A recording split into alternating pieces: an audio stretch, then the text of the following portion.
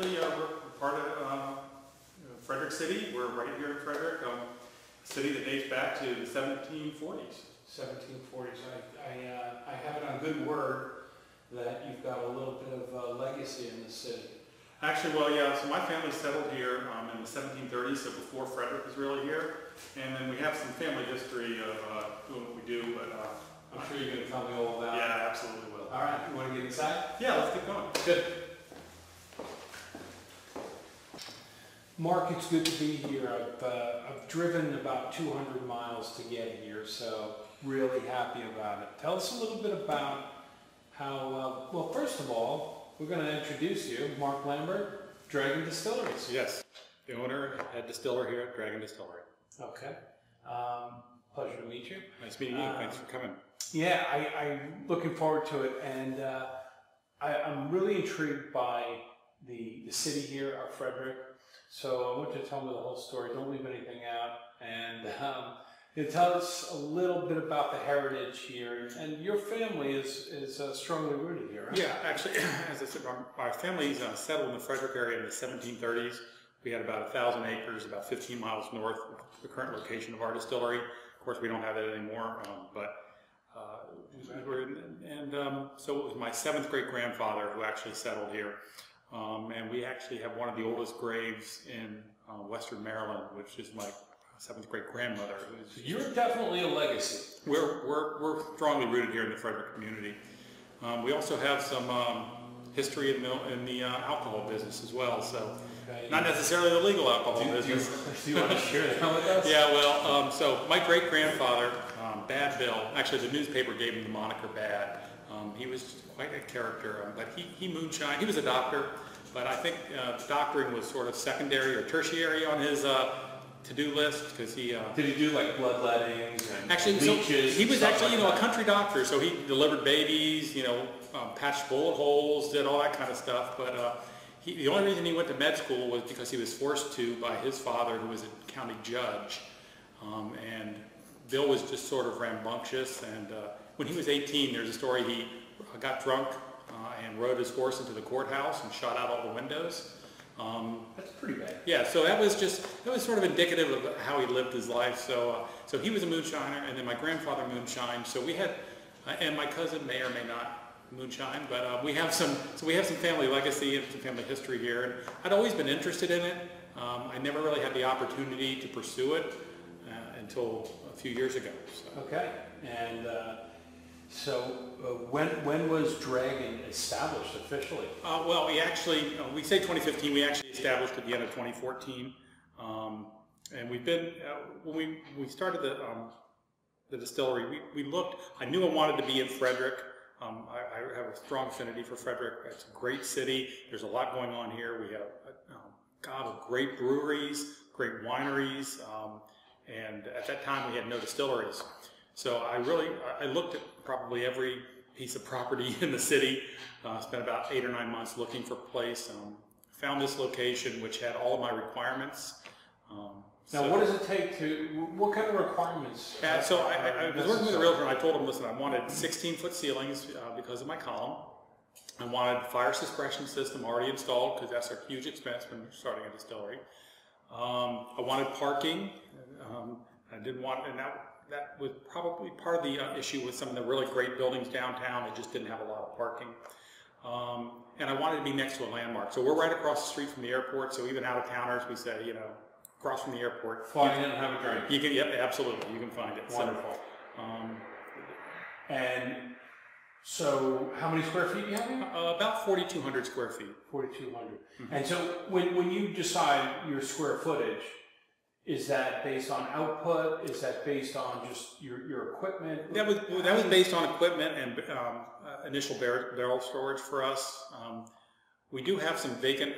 The other reason I chose this location is there is still vacant space in this building.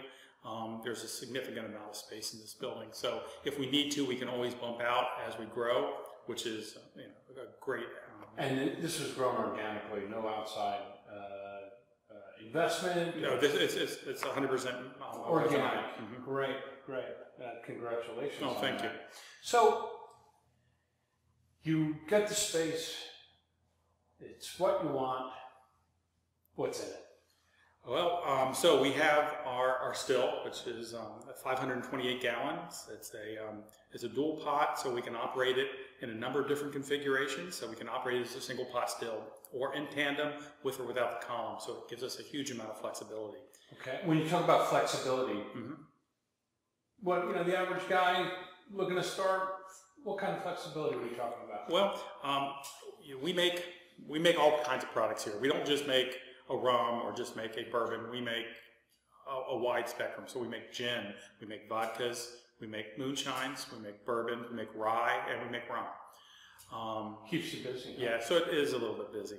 And we make more of some than others, but so I wanted to be able to do everything I wanted, and I wanted to be able to do smaller batches or larger batches, and this still really does that for us. Now, let me ask you a question. When you conceived this idea, did you see this as a business opportunity? Did you see it as a passion? Did you see it as a hobby? How did you... Yeah, I didn't see it as a hobby. So I was running a nuclear company for 20 years. And it was great, but it was also a lot of international travel, a lot of employees, a lot of stress. I had a heart attack about 3 years ago. Oh, sorry about that. Yeah, well... You're actually glowing right now. It was a good move for me because it was it was sort of a wake-up call. I really needed to readjust and figure out what I was doing. So I wanted to do something that I could have my family involved with. So my wife, she works here. She does the tasting room. The family that drinks together. There you go, right? All right. I wanted a job that you can drink on the job, right? Brilliant. So brilliant. But I also wanted Any job opening. Yeah. I can have my dogs here, Right. So it's just I wanted the family, my kids help out. Okay. So it was good. Makes sense. Yeah. So it just made sense. And between that and playing point guard for the New York Knicks, I'm not sure which job I want more. So Mark, that's fascinating. Great. Love it. Now, it is a job. Yeah. And 7 days a week here generally, 10 to 12 hours a day, but like you say, if you enjoy what you're doing, you're never going to work a day in life. And it sort of sounds trite, but it is really true. I can see the validity in that. So when you got started, did you start? We're going to go inside and look at all this cool gear that you got. From what I understand, you got it all custom made. When you first started, did you start with a small still? We did not. Go big or go home, right? Okay.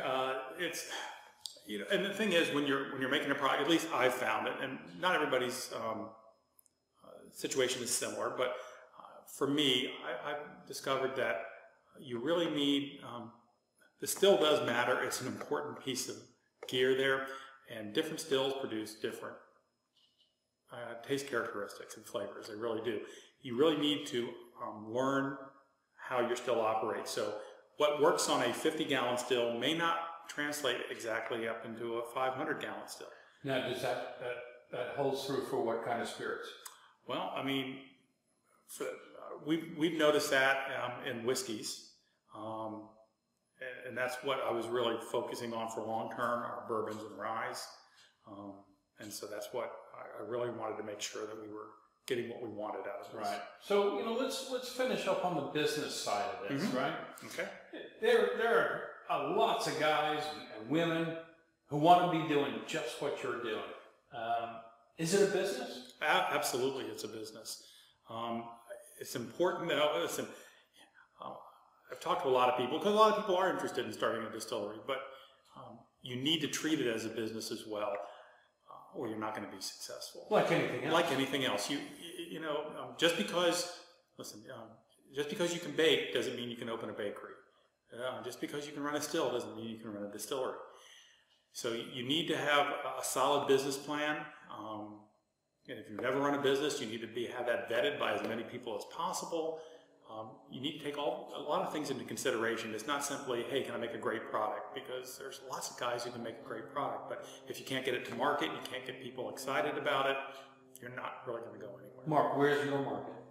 Well, we're growing our market organically, so we're really starting here in Frederick, and we've been focusing on Frederick and Frederick County, and then adjacent counties, so Montgomery County, Howard County, the counties right around us. A little concentric. Exactly, and that's how we planned our business model, and that's what we're really focusing on. Do you find, well, what kind of places? Liquor stores, bars? Yeah, we're in liquor stores, bars, restaurants, and the community has been extremely supportive. So we've had a lot of success getting into liquor stores, but also in bars and restaurants. Okay. And we're working closely with a number of restaurants here in Frederick. Some feature our products and make signature drinks with our products, and it goes over really well.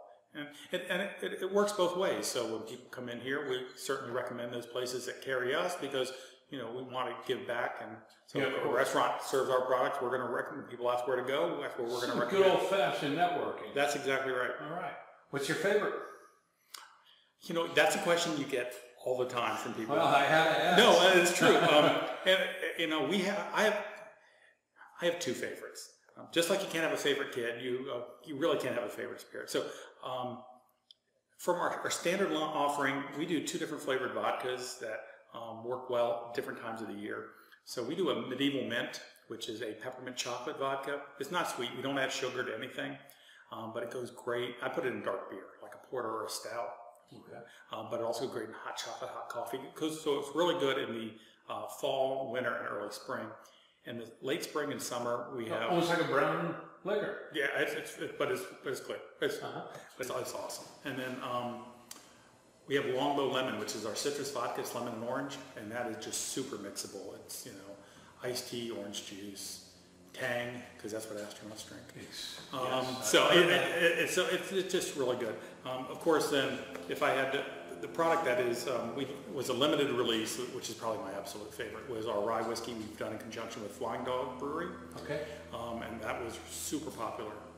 Now, Flying Dog is very popular. Yeah, absolutely. It's these parts. And they are very community-oriented and community-minded, so they've been great working with, we've done some collaborations with them, and we have some ongoing business with them, and they're just fantastic to work with. Mark, it sounds like the industry is a very close-knit industry. No, is that? It absolutely is. It's different from other industries I've been in, which don't necessarily work collaboratively. In the craft spirit community, or craft beverage community in general, we have a Frederick group, so we invite, you know, we have 3 local distilleries here in Frederick. We get together with local breweries, wineries, and as well as, you know, city government officials every couple of months. We have a meeting. We talk about what we can do, what we can do better, the kind of events we can hold. So we all help each other out. Yeah, that's great. That's fantastic. Okay, last subject. Yeah. For now, on the kind of the business technical side of it, and then we'll go have some fun and see how you make your magic. Licensing, permits. Tell us a little bit about your experience. It was actually, I've heard a lot of horror stories, and before we actually applied, I heard a lot of horror stories. But our TTP application with the federal government, it went very smoothly. They list on their website about how many days to expect, and our application took almost exactly what they had predicted. What is that? At that time, it was about 250 days. Okay. So that was. And if you don't have, that's the basic permit on the federal level. Right. For operating a distilled spirits plant. A distilled spirit. For sale, can you do it if you're not selling it? Can you? If you're making it, you need your federal permit. Okay. So any distilled spirit. That's correct. And then after that, we get our state permit. And the state of Maryland has been phenomenal to work with. The office there, the controller's office, who is our regulatory body here in Maryland, they're just fantastic. They really want to help us out. They want to get more distilleries coming on board. So they've been very supportive. And it seems like the federal site is very helpful too. I went on the site. It looked like it was friendly. It is, and you can do your formula and label requests online.